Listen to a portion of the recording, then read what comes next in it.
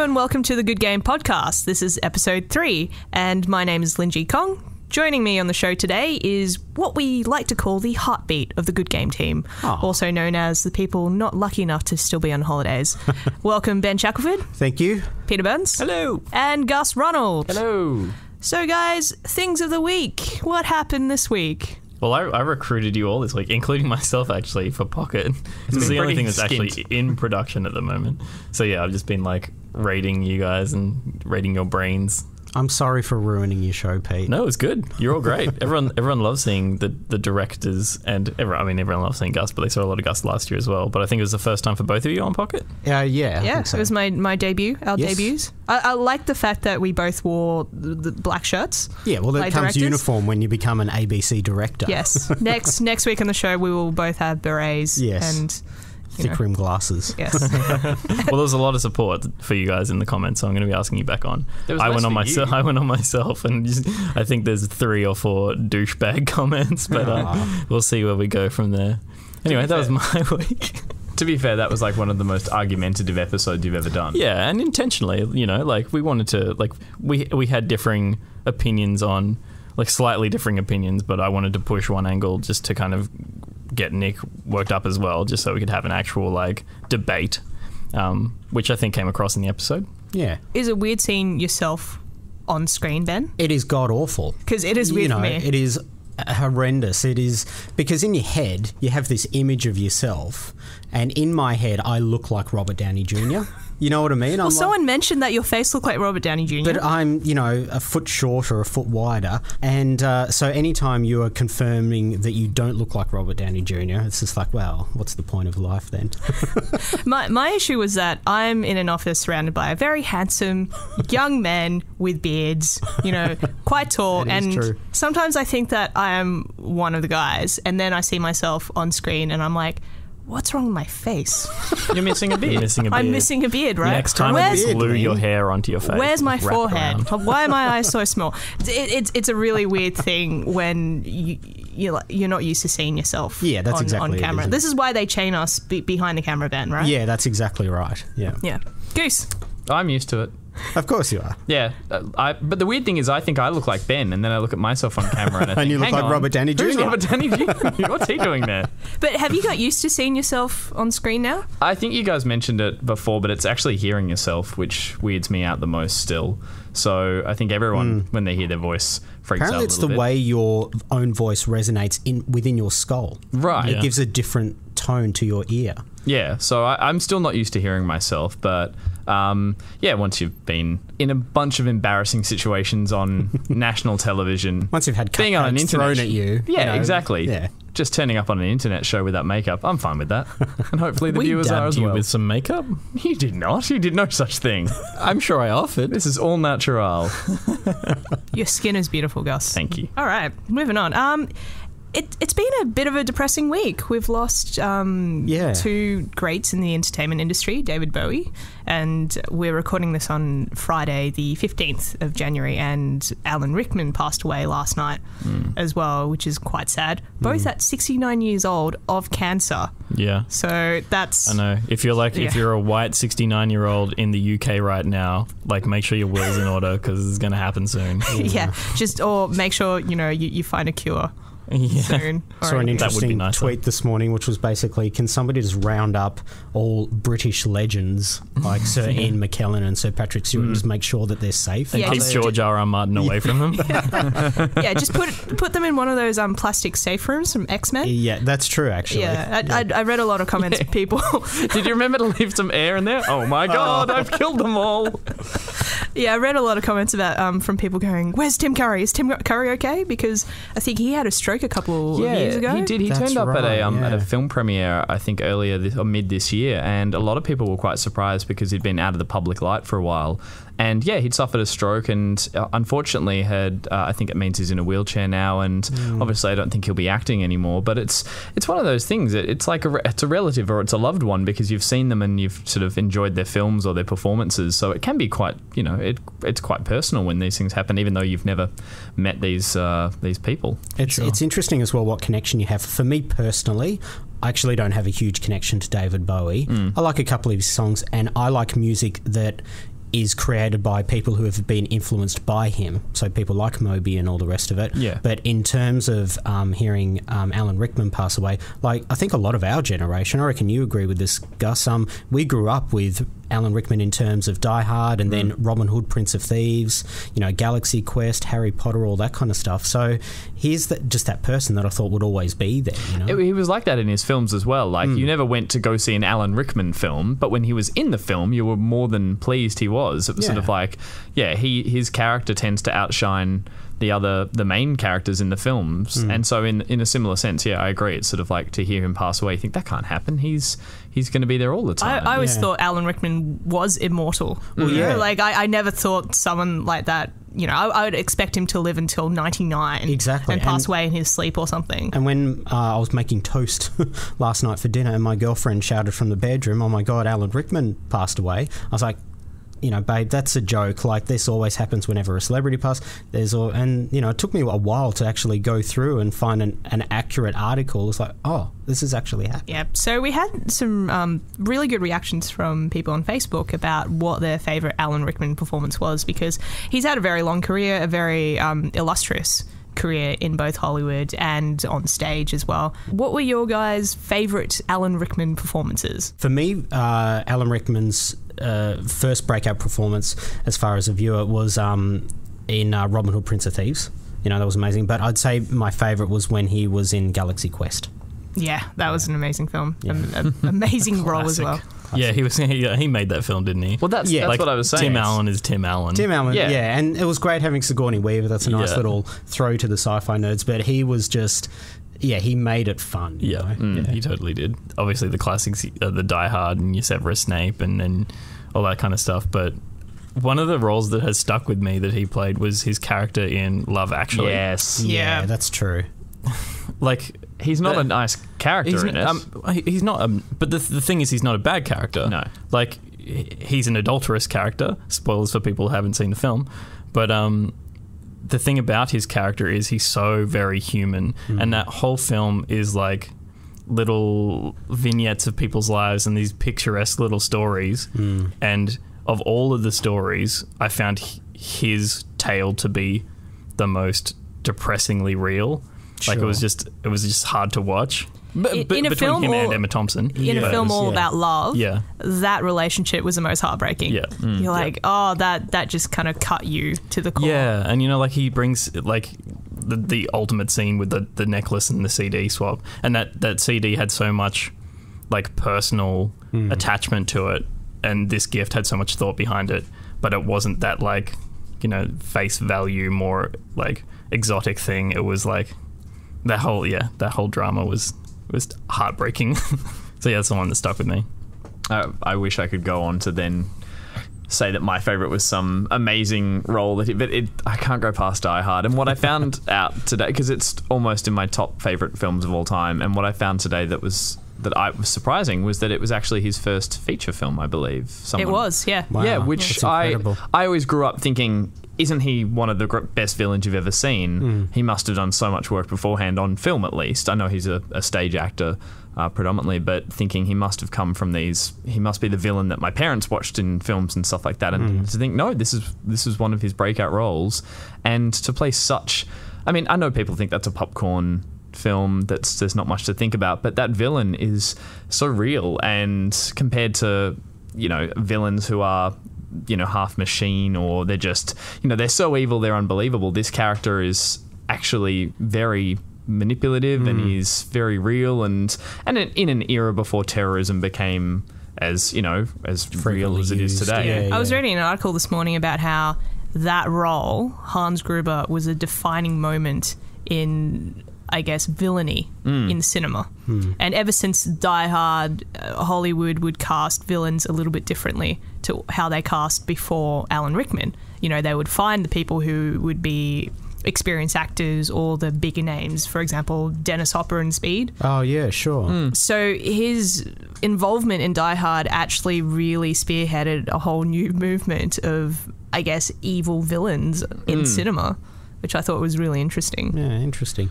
I guess for me, some of his other roles were really interesting. Some of the lesser well-known ones, like Truly, Madly, Deeply. I don't know if you guys have seen that film. And some of his indie stuff, I know a lot of people mention Dogma.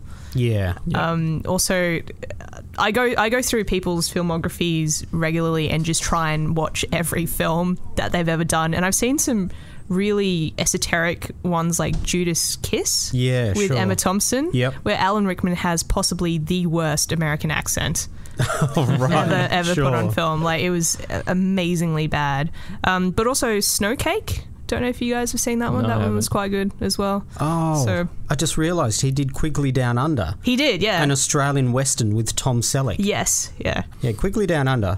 Check it out. Does he have an accent in that one? He plays a British landlord. Okay. Yeah. Right. Because sort of makes sense. Just when Lynn mentioned before that he does a terrible American accent, he's one of those actors that it's his voice or no other voice. Exactly. Yeah. Because even in Die Hard, he plays... He pretends to be Bill Clay, this American with this terrible accent that you're all sitting there in the audience, just you can see straight through. Yeah. But at least that one's a bit of a joke. Whereas, And interestingly, in an interview, he said that when he was in drama school, his teachers hated his voice. Like, how can you hate a voice like that? Well, that's what defines you. I mean, that's what's great about his...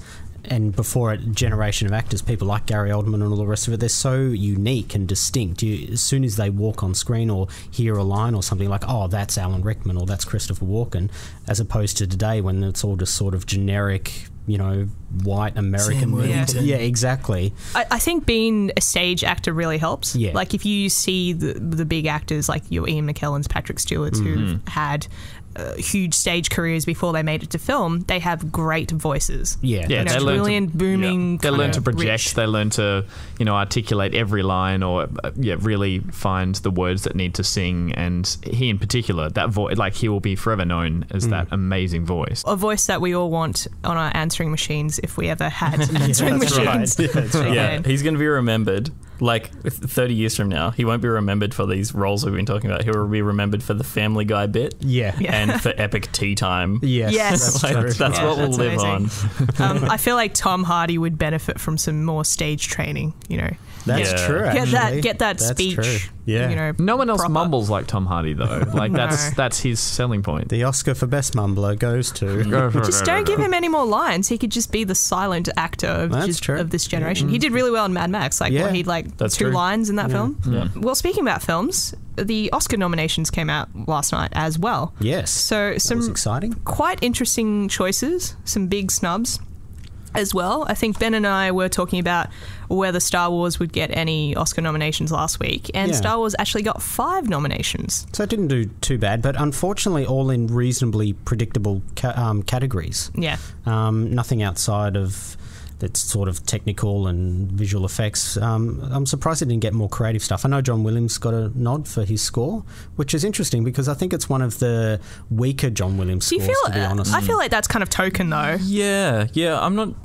The more I listen to that score, the more I like it. Okay. But you're right, like, on that first viewing of Jaws... That's an iconic sound. Sure. On that first viewing of Star Wars. The theme, I mean, obviously the theme is in this new Star Wars as well. Yeah, he's not just getting Oscars for each new Star Wars for that same thing. For that one theme. The Superman as well, he's got these iconic things. There's not as much of that in this new film. Yeah. So I do think it is it's like a legacy vote. It's like John Williams did a score. We gotta put him in. Yeah. I feel like it's John Williams and Hans Zimmer. not Hans Zimmer. No, John Williams and all his students. That it's like the John Williams company that does the score right now. Like, I want to know how much like he actually writes, or whether he's got people underneath him. Kind of working out all the details, grunt stuff. Yeah, sure. Yeah. Well, did you mention, Lynn, that it's actually performed by the so instead of getting I think it was the London Symphony Orchestra. That's right. Yeah. So instead of the London Symphony Orchestra, he ended up getting a ragtag team of freelancers in LA to record the soundtrack for The Force Awakens. Right. So I feel like when I listen to that score, it just doesn't feel as oomphy. Right, okay, but in terms of the themes, we all had to listen to the soundtrack and thought, there aren't as many that really catch the ear as, say, the original Star Trek. Fired. Well, I think what you mean is when we first saw The Phantom Menace, it was Duel of the Fates, right? That track was just phenomenal. It just hit you in the face.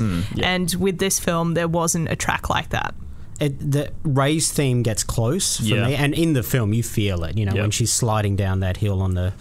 In the sand. But that's the only theme I walked out of the cinema humming. And even then, that's not... Yeah, it's because it's not an action piece of music or something. It's an introduction. It's a lovely sort of mood setter. So, of course, you're not going to be humming that as much as something like Duel of Fates. But it is still a great piece of music. Yeah.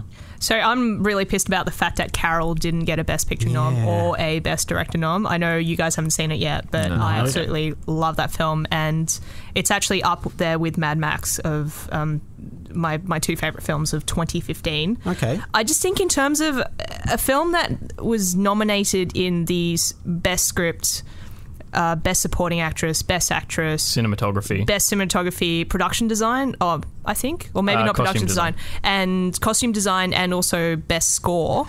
For a film that had so many key nominations in key categories and not to get a Best Picture nomination is just rude. Rude. I think it's rude. And if you look at the other nominees in that category, I think I've seen all of them except for The Big Short. Right. And The Room. Right. And I think Carol should definitely be up there. I mean, The Martian is best film. What do you guys think about that? No. Oh, look, I was I read the book. I was a massive fan going into it, and watching the film, I thought, that's great. That did everything I was expecting, but by no means a Best Picture nom. Yeah, no. It was fun. Like in any other year, you can't be Oscar nominated for Best Picture for being fun. No. And that's all it was. Like... It was a bit of a mess when you looked at it, like in terms of, I thought in terms of the scenes, like when they were on Earth and when they're on Mars, and in terms of being an actual piece of cinema that kept me. It was the story, not the actual filmmaking that kept me. Yeah, actually. and Matt Damon, Put Matt Damon in a room and put a camera on him, like, it'll be entertaining. He'll do something interesting. That's right. Yeah, but are we still going to be talking about The Martian in 30 years? I don't think so. We'll be talking about Creed. Tell us more about Creed, Peter. Why the hell isn't Creed there? Creed's got nothing. The only nom Creed got was for Sylvester Stallone, because he's falling apart and they want to give him like this legacy Oscar because you're going to die soon. Yeah. So is he 69 yet? Yeah, I was just how old is he? I think he's in his 70s. I think he's 70 something. Yeah. Or 70. He's past I think he's past 69. Yeah, he's fine. He's fine till 100 now. Sylvester Stallone is safe. That's how it works. Whilst we're talking about Creed, there's a lot of controversy about how not diverse, again, these Oscar nominations were, that no actors of colour were nominated in the categories, and I don't think anyone of colour is actually nominated in directing or writing even, just off the top of my head.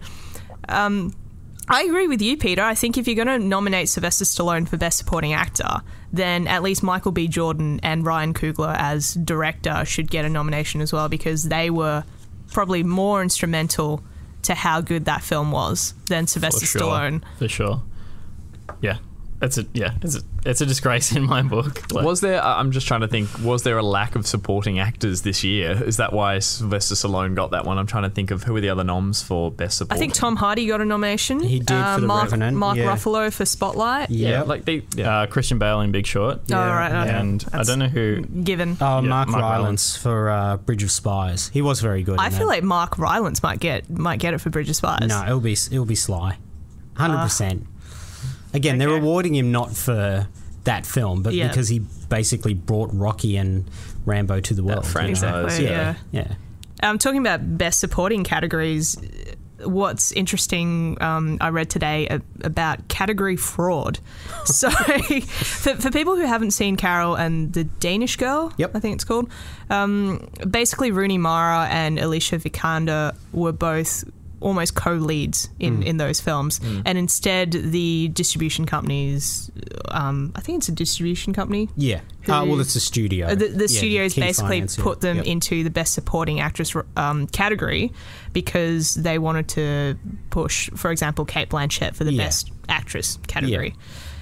Is it all just politics? Of course it is, absolutely. And I imagine that this happens early as well. Like, I have heard Harvey Weinstein, and he's not behind a huge amount of films this year, but I have heard that he basically promises, he's like, look, if you do this film and if you reduce your rate or if you sign on, then we will put an Oscar campaign behind you, do this film, we'll win you the Oscar. Yeah, right. So because it's funny to think of someone who has no understanding of the award process, that it's people sitting down going, now, which was the best actor and which was the best film? And it's not. As you said, there's campaigns, there's so much money, and there's, I'm sure, a lot of palms being greased to make sure that the people go in the categories that they are told they're going to be in. That's right. And I have heard, part of the reason why Leo hasn't won it for anything yet is he's not a big fan of the basically the campaigning that you have to do. Yeah. Unlike Eddie Redmayne last year. Yeah, that's right. And that's the thing. That's what Eddie Redmayne did. He was part of the campaign. He put himself out there. He did everything that it took in order to get that award. Whereas Leo's like, oh, look, I've done the work, and it should speak for itself. Yeah. Is Eddie up for Best Actor? He is again. Right. Yeah, I don't think. No, he's not going to get it. No, however, that film's not up for Best Picture. That is not up for Best Picture. Okay, I only say I haven't seen it, but I saw the trailer for that and just thought that was complete Oscar gold. It's interesting. Sometimes from the trailer you can see how Oscar baity it is. Yeah. I mean, I think we saw pretty blatantly the category kind of manipulation with The Martian taking Best Comedy at the Golden Globe. I love the Ridley fact that Scott got up there and just laughed in the face of everyone, like, yeah, comedy, that's what I made. Like, it's just ridiculous now, isn't it? Like, anyway, speaking about Leo, we've all seen The Revenant now. Just to, let's not spoil it for everyone, but I really enjoyed the film. I thought Leo was fantastic. Yeah. But does it really deserve its 12 nominations?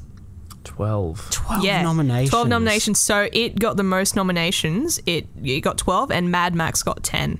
Didn't Titanic get 11 nominations? And it won all 11? Yeah, I can't remember. Like that. But I mean, the last film I remember getting a sort of an incredible amount of nominations, wasn't it Return of the King? I think almost had a nomination in it. Yeah, I think it was. Apart from the acting ones, it kept turning up and had a record amount of nominations. Yeah. The Revenant, right, for, I'm assuming... I think for pretty much every category, it's got a nomination. Yeah. Everything except Best... Oh, no, it's Best Director there. Yeah. Let's talk a bit about the film. Like, what were your reactions after watching it? I went in after reading the book on Ben's suggestion because he said it was a great read, and I totally recommend it. And I think they had to make some changes to make it a more watchable film, but I found it compelling. I found it beautifully shot. However, I think the one thing I came out of it saying, and I think you agreed with me, Lynn, was that I don't think I'll ever watch that film again. Like, it is grueling. Yeah. No. And which is great, but you don't want to be doing that every Friday on a DVD. Like, I'll watch The Revenant again. It's torturous. How many films do you watch every Friday? No, I just mean it's not that movie. Every Friday.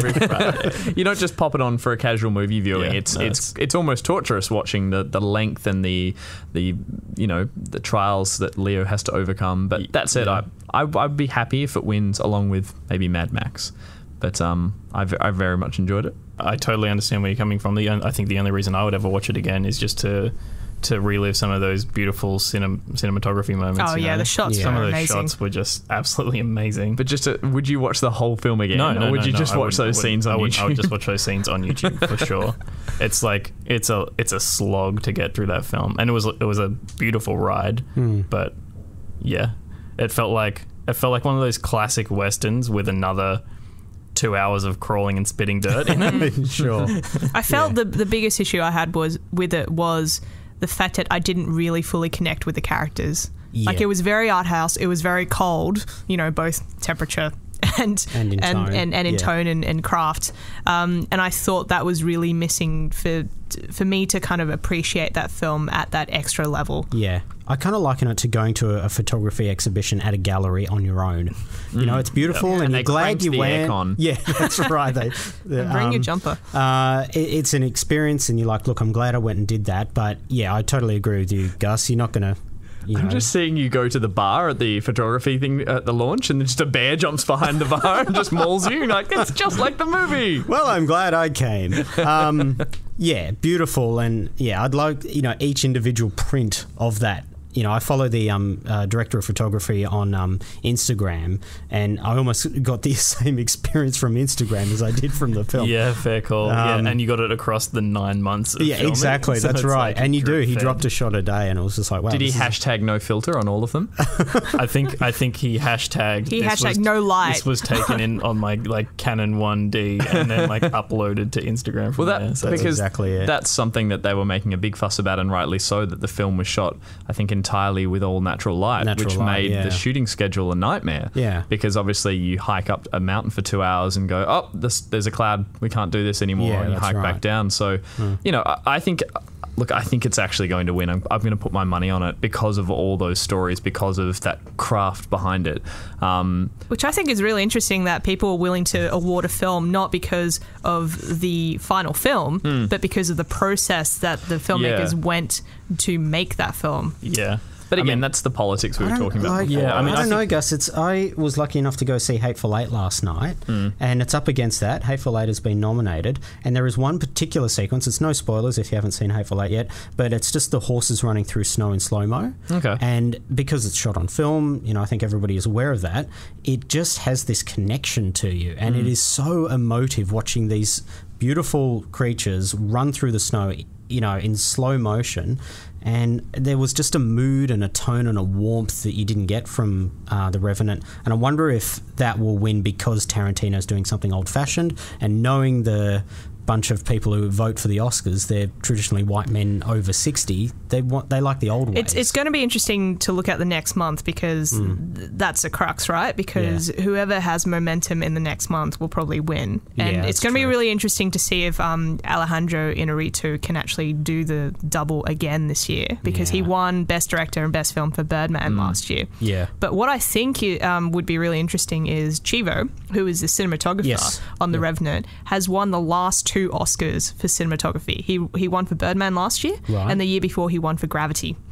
Wow. Can he do 3 in a row? 3 in a row. Can he get a hat trick of Oscars for cinematography? I think he's brilliant. I think all of his films are amazing. Sicario is also nominated. Yeah, Deakins. We've got to come on. It's time. I desperately want Roger Deakins to get an Oscar. Yeah. He is phenomenal, and he doesn't have an Oscar yet. Yeah, it's amazing. And if he doesn't get it for this, they have to give it to him for the Blade Runner sequel. Just because. Yeah.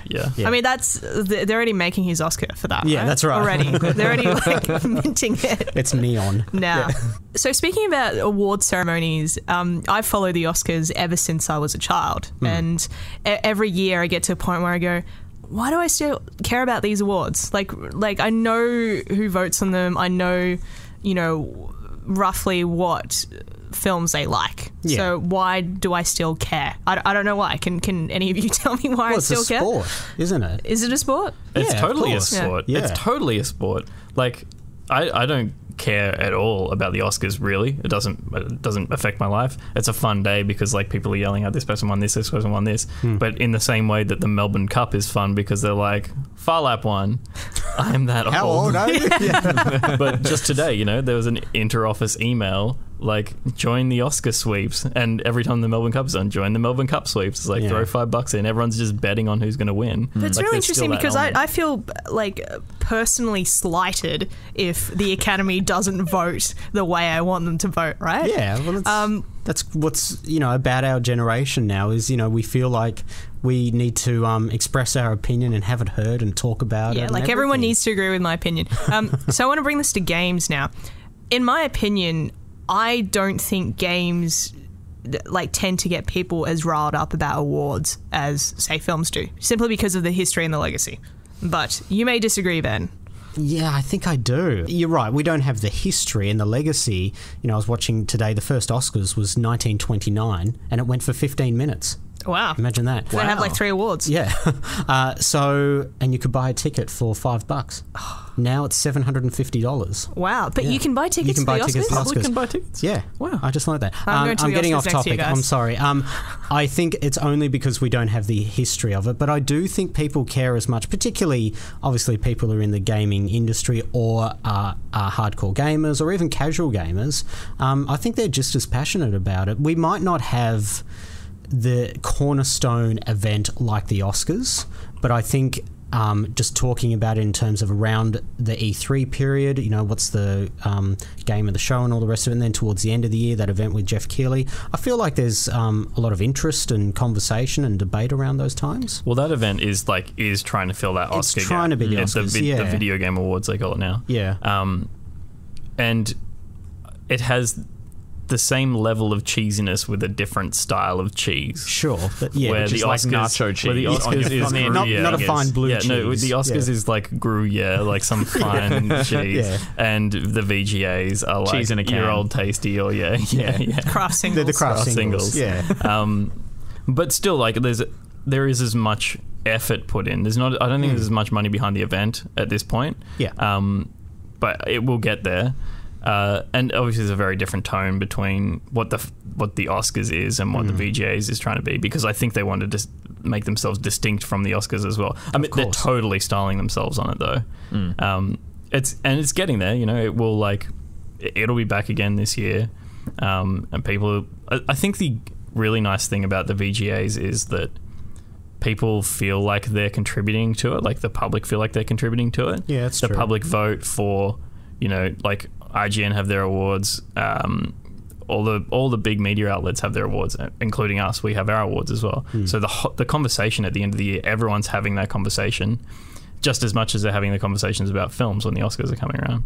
So there is as much intensity, I think, in the public over what they want to win. And we kind of saw it last year when Bajo had Fallout 4 as his game of the year, Steph had Witcher 3. Yeah. And everyone was happy to put their idea forward, everyone wants you to know what their game of the year is. I generally think the games industry is more democratic in terms of awarding games. For example, if you look at the Oscars or the Golden Globes or Emmys even, there's a panel of, say, 700 people. I think it's like 6,000 for the Oscars. I can't remember, something like that, who actually vote. But a lot of them don't even watch films. Or really? Yeah, like a lot of them get these screeners, they don't watch all the screeners and they basically vote, in terms of the campaign and stuff. Sure. But I feel like at least for video games, people tend to vote for, say, the games which sell well or are incredibly popular with people because people are like, these are great games, and a lot of people play these games. Right. Yeah, right. That's certainly an element. I think we're kind of, and because it's such a young industry and it's a new thing for us to be doing, to be giving the mantle to some game. I mean, it's been happening for decades now, but it still is quite new. I think it's just now that we're starting to see things like Hearthstone winning Game of the Year, people picking a little more obscure things that they feel is deserving because they're trying to do different things or doing an old thing in a really interesting way and really good way. Do you think it's harder for games to award awards because of how different games are? Yeah. It's not like a film is like, this is a 2-hour story. It's a 2-hour experience, beginning, middle, and end. And this is exactly the debate that we had for almost months late last year in the Good Game office, was how do you even begin to compare Everybody's Gone to the Rapture to Fallout 4? Two completely different experiences. It is really hard.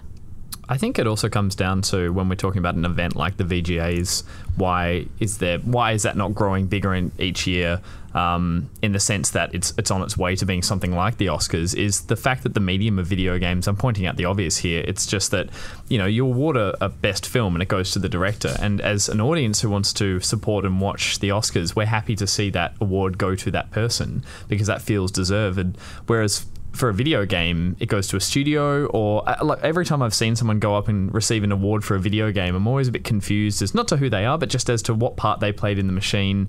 And it's because you are giving it to a product. I mean, you could argue a film is a product as well, but it's there's less of that. There's less of that flesh and bone that go up on stage. And I would say, like the Oscars, the bigger part of it really is the best actors. on top of all the other awards, the ones that everyone goes crazy about is who won Best Actor, Best Supporting, and it's because we can identify with the person going on stage.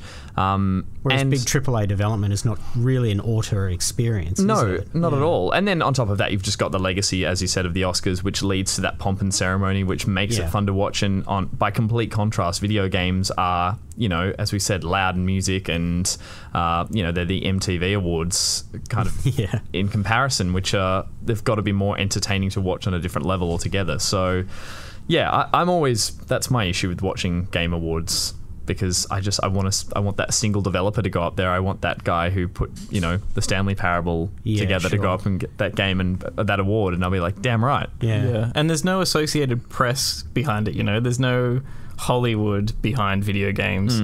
And we see it, and it's painful every time we see it. It's Mountain Dew and Doritos, they have to sponsor it to get enough money to get into that venue. Yeah. And immediately, it's a step or two down in how palatable the whole event is.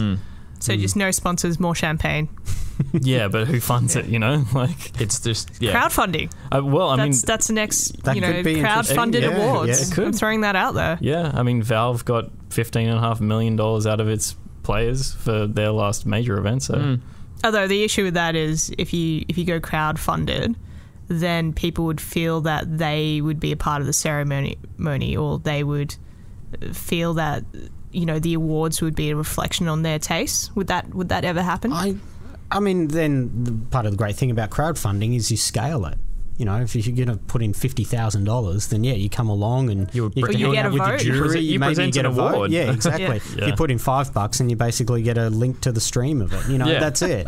But slowly we could move up from craft cheese singles to to a fine cheddar. brie. Yeah, cheddar. Maybe just a tasty. Coming back, just for that. Yeah, like a Coles brand brie. Yeah. I'm waiting for Lynn to say, speaking of cheese, our next topic is cheese and more cheese. So we're talking about movies a lot this podcast, I guess, and the big topic I want to discuss this week is film adaptations of video games. And why are they Lynn? So bad?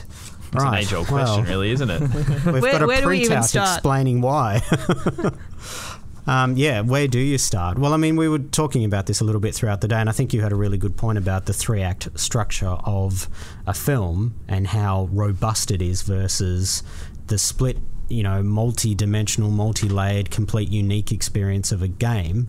How do you begin to adapt that into a 3-act structure? So, yeah. So film adaptations of video games, some of the earlier ones were made from the 2D platform scrollers. So your Super Mario Brothers, which had Bob Hoskins, or fighting games like Mortal Kombat and Street Fighter. Double Dragon with Robert Patrick, I think, was in it.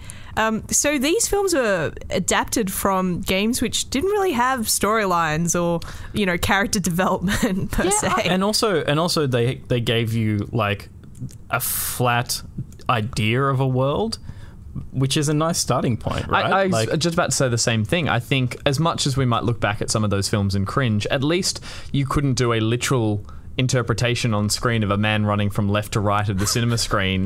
Maybe that could have worked, but you had to take that very simple idea of a universe or characters and you had to flesh it out, and you had to come up with interesting ways to move a plot along.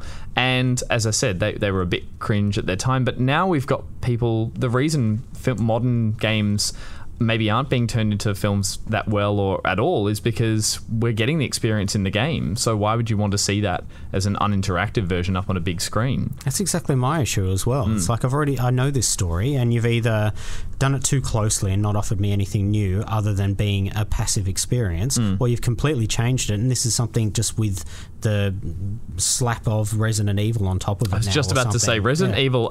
Look, again, one of the worst film series ever by the time it reaches whatever it's up to now, Revelation or something. Like number 5 or something. Retribution came out in 2012, but I think there's more on the way. It has so little to do with the source material now that it's just it's its own beast.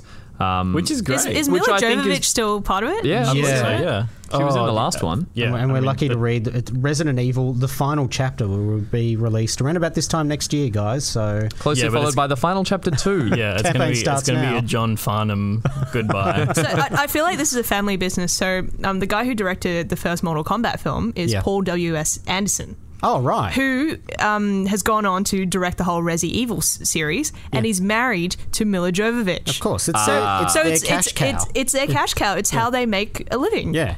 Like, the Telstra bill's in. Better make another Resident Evil. Ready to make another movie? So there's Paul W.S. Anderson. And then there's Paul Thomas Anderson. Yeah, two very, very different filmmakers. I'm like, Resident Evil, what was the... Magnolia. Yeah, Magnolia. There will be blood. Yeah. So Paul W.S. Anderson also made Event Horizon, which I think is a great film. The thing is, he's forgiven for all the rubbish that he makes because of Event Horizon. It's like, you know what, if you've made that, you can retire. And Mortal Kombat. I kind of enjoyed Mortal Kombat. I feel like I enjoyed all of those really bad...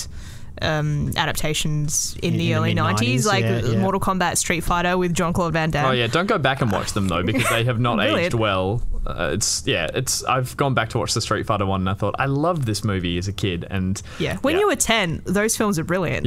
And then you watch them back now and you're like, I don't quite know. A little less palatable. I think what's interesting is what we said before is that movies that just take influence from a game and then choose to run with it are probably the most interesting ones to watch. And hopefully, I think with the new Assassin's Creed film, we're going to get something along those lines. Because I don't think so. Or you think it's going to be a literal? They're going to lift that Animus history. Like the plot is going to be lifted from the games. It'll be a different setting. Like it'll feel like Assassin's Creed 2030.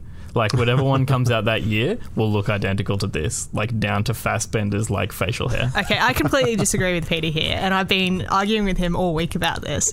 I think Assassin's Creed, and it's coming out in December this year. Yeah. Is it just called Assassin's Creed? Is it Assassin's Creed something? I'm just going to call it Assassin's Creed. Okay, so I believe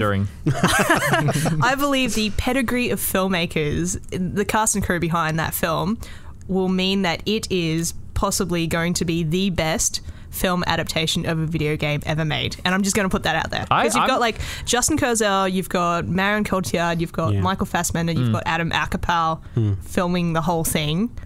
How can it not be brilliant? I want to agree because I think the Assassin's Creed stories have always been so terrible because they've been these massive stories wedged into these games, and I think this is the perfect example of a reverse where we're going to take the overinflated story and we're going to put it into a film where we can actually cut it up and tell it precisely.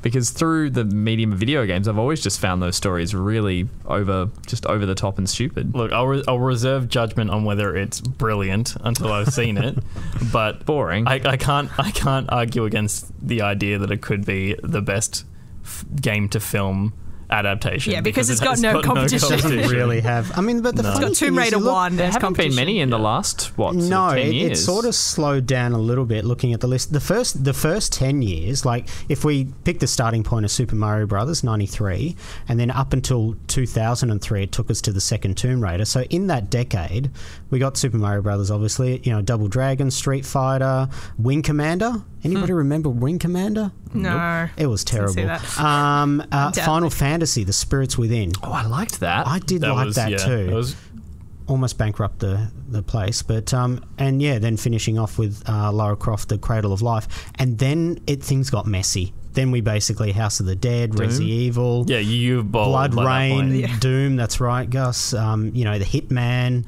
Max Payne. Ugh. Oh wow, that was shocking. So we've gone through a couple of really bad years, but coming up things are going to, look up. Like, okay, Need for Speed wasn't great, and the latest Hitman was pretty terrible, but we've got Ratchet and Clank, which I actually think doesn't look too bad.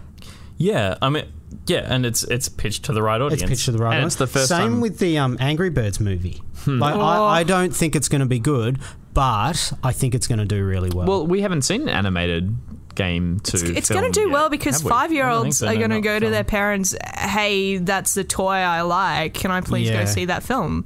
I feel like I've got more faith in the Ratchet and Clank film, to be honest. Yeah, I do too. I haven't played those games much, but what cutscenes I've seen, I've thought these are brilliant. And stitch these together, you've got an animated film. They have personalities. Like the Angry Bird personalities will be totally just like shoehorned in, rather than actually being pre-existing characters. Okay. Not that that's an issue. Like, if the Angry Birds game is made for 3 to 7 year olds, then it's gonna work. What do we think about Warcraft? Nah. I thought the trailer looked balls. Yeah. It's a mess. Absolute balls. Balls. Balls. You don't reckon Duncan Jones is going to bring it home, Lynn? He's a pretty good filmmaker. Remind me what he did. He did... I probably know. I just can't remember. Yeah, he did Moon. Oh, he's David Bowie's son. Yeah. Oh, yeah. Oh. I mean, the problem there is that Now we're sad again.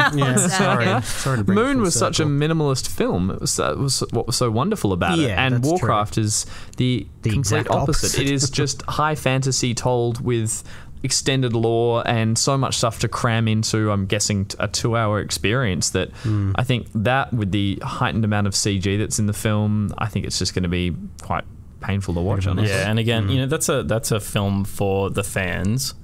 Like, I don't think it's going to have broader appeal because it's the most generic looking fantasy I've ever seen. Like, I have no interest in it at all. Right. But there was a period of time when there was like 20 million people playing Warcraft. Yeah.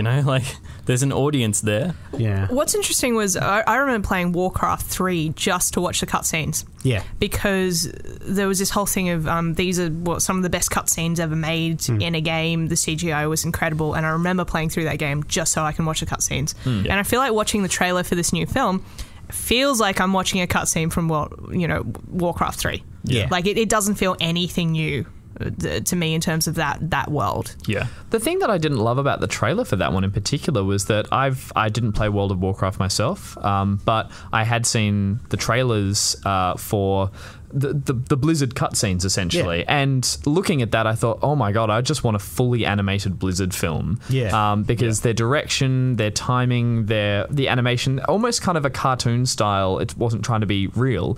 And the problem I have with seeing this film is that it's trying to blend real world with CG, and you just get this sort of, we haven't found that merging yet where that's palatable to watch. Still at it's not truly the uncanny valley level because we're not creating all the characters from scratch, because some of them they're still kind of motion for me. It's always been the digital camera sweeps and the bigger than these sort of cities or landscapes that are just so large that your brain doesn't even bother trying to work out if it's real or try to comprehend it as being real. You just switch off, and in doing that, you switch off some of the emotional attachment to the film.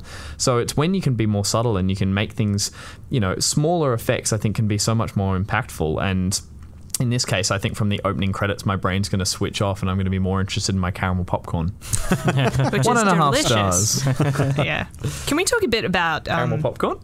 Caramel popcorn and Lara Croft and Tomb Raider? Because at that point in time, when was the first film made? 2001, something like that? 2001. That was meant to be like the next Indiana Jones franchise. Yeah. But with a female lead. Yeah. What happened to that? Like there was so much I guess hype to do with casting Angelina Jolie as Lara Croft. Did really well too. $274 million at the US box office. I remember it being a pretty watchable film. Yeah. I don't think it was by any means a mess. And also, I think The Cradle of Life was a mess, though. Yes, Second one was a mess. The follow-up. But I think this is probably one of the first big-name Hollywood superstars being cast in a video game movie. That's me going out on a limb. I'm trying to think of anyone else. Yeah, I remember it being a big deal that Angelina Jolie was going to be playing a video game character. Yeah. And playing a Brit as well. I remember that. Yeah. Good accent too. Yeah. And I wonder if it is because of September 11. I don't know if it came out pre or it came post. out before. Yeah. So I wonder if that event kind of killed off the whole adventure genre for a while because everyone got really serious about films. Yeah, that's true. I mean, they didn't make the second Tomb Raider until 2003. And I do remember the film being quite rock and roll, I would call it. It was just, it was over the top. There was some crazy, I believe there was a bit of Prodigy in there. It felt like, was it 2000s? 2001, yeah. Yeah, it still felt it had the hangover of the 90s in it. And of course, Lara Croft was this character. For anyone who played the games, they enjoyed her as a cool protagonist with cool mechanics. But she'd been in magazines and news stories for, however many years before that as the sexy game character that parents and newsreaders talked about. And so I think it was an interesting sort of, it drew a lot of people to it just because of the familiarity with that character. But I do agree with you, Lynn. Like, I remember being a film fan at that time. After September 11th, we took a lot of things very seriously after that, and that was when they totally changed Bond to be more realistic. It's when Batman became more realistic.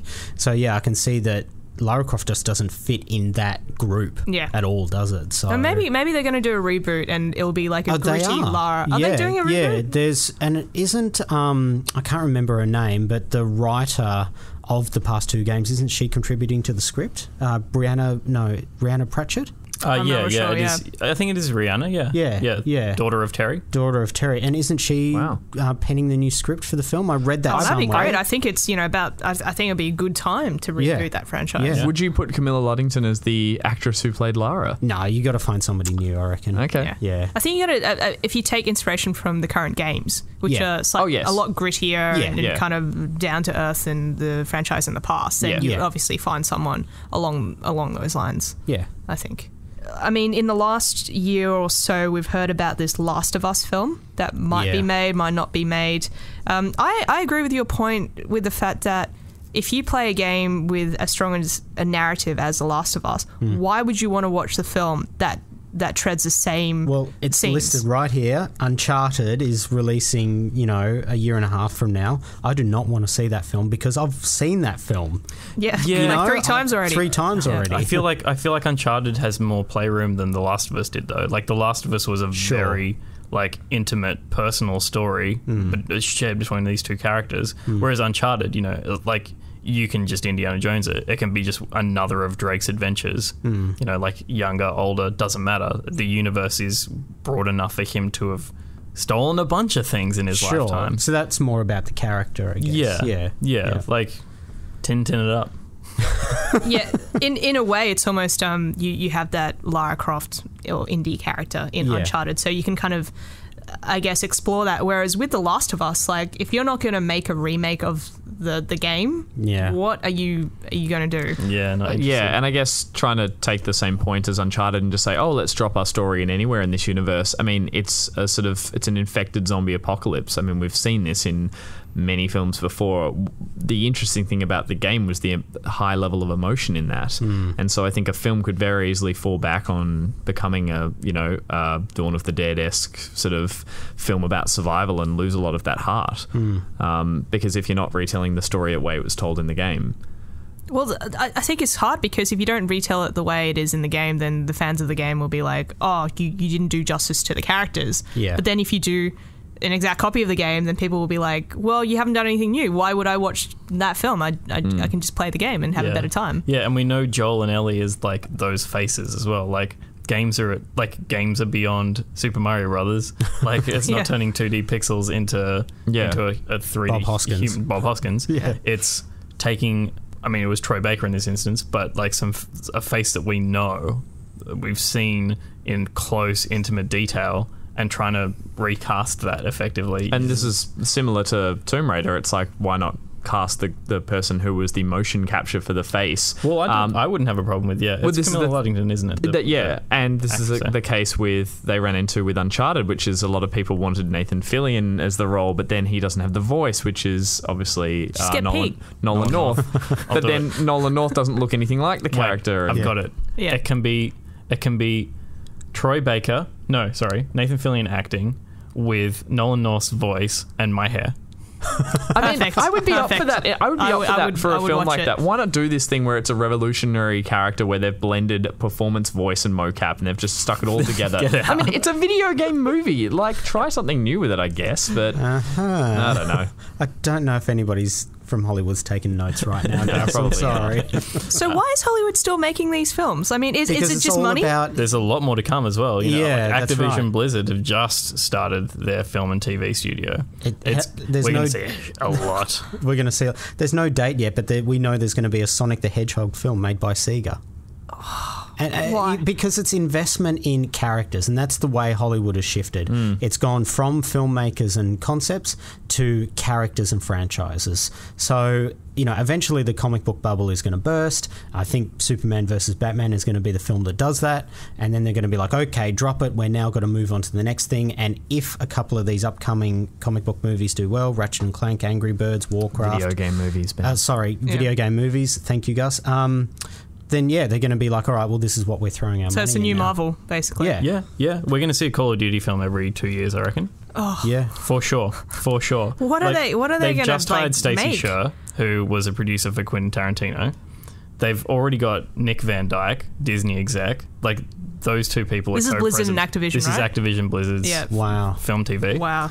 Yeah, there's going to be Call of Duty, Skylanders for sure. Oh, I'd be huge. surprised if we didn't see other Blizzard franchises touched on. Like, we got Warcraft, obviously. Like, we'll see a StarCraft or a Diablo, something like set in those universes. Diablo. Yeah. I feel like that that StarCraft would work. working as well, actually. Yeah, dark It's going to happen. Yeah.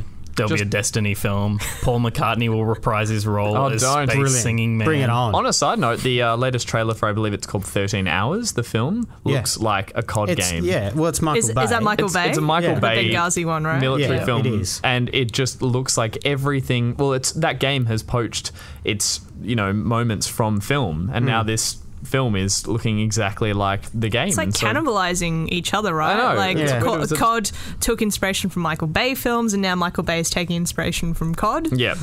It's very weird. Well, but some of those names you were just mentioning, Pete, maybe that's a good thing that they're bringing people of that caliber on board, because that's what it comes down to. And like you're predicting, Lynn, Assassin's Creed can't go wrong because of the talents of people involved. I may be wrong. Just what look, we could all be wrong, but maybe that's just what it needs. It needs good people up top putting their faith into good filmmakers, actors, and scripts. Well, we keep talking about the fact that all these franchises keep poaching the best filmmakers of today, right? So the really young and upcoming indie filmmakers straight out of Sundance or Cannes or whatever are getting these massive franchises. I guess games will just be the next step. Yeah. I don't want to play a Nicholas Winding Refn game. I don't think I'd be able to stomach it. But you get to play as Ryan Gosling. Yeah. I'd like... There are people who play games in third person just to look at the back of the character that they're playing. I would do that if I could be Ryan Gosling. Of course, we all would. We all would. Just to finish off, what do you guys think about films inspired by video games? So we've got Wreck-It Ralph, we've got obviously Tron and the awful Pixels.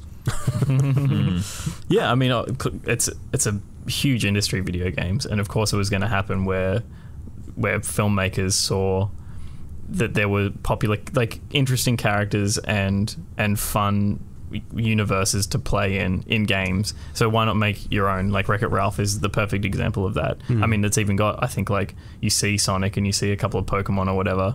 I can't remember, but I think someone from Street Fighter as well. Maybe Ryu's in it. They've made their own universe by just borrowing a few bits and pieces from here and there. But they've also done it with, you can just tell the respect and love in that writing. Yeah. Because everything in every little nod in that movie, the kart racing, the sugar kart racing thing, everything feels like, oh, is that a game? I can't quite tell. It's so close. It's so spot on. It's treating it with respect. And while I haven't seen the latest, the Pixels film, I've seen enough of it to realize that they're just using them as punchlines, or they're using them when it's convenient and not accurately. And I think that was one of the big reasons for the backlash. It's like things don't make sense in the movie. Yeah. I believe there's a scene where they're chasing Pac-Man around as the ghosts, and it's because video games are bad now, but technically the ghosts are the bad guys in Pac-Man, so why aren't they attacking them? It's little things like that are what people who like video games get hung up about. Yeah. And is it important to be Adam a gamer Sandler's in it. to make a film that's adapted from a video game? Is it important to know how that game works? Well, yes, that's exactly what I think when I say that people who are passionate about this hobby or about this pastime, it's because you go over everything about it, and you'll pick up any little flaw. And I think sometimes a lot of the people who write or make these films just glance past that and think, no, if I'm in a video game universe, everything else, it all makes sense because it's a video game. And it's like, no, that's not how we think when we play them. So I think the issue is more just the fact that there are so many people who play games. Like, there's a hotline in the US for filmmakers to call in order to get the science right in their films, right? Like there's I think it's a 24/7 hotline. It's like just dial it up. I didn't know that. That's amazing. Yeah, that's amazing. Wow. Yeah, you just call up and be Is like, it one this guy is in his the- basement who's Is just it put his just number Neil out there? Looking deGrasse through Tyson really- like yeah, manning yeah. the phone? Yeah, and Bill Nye is just like Yeah. he does the shift. But yeah, so they can call up and be like, I want to do this. Like, does this make sense? How can I make it make sense?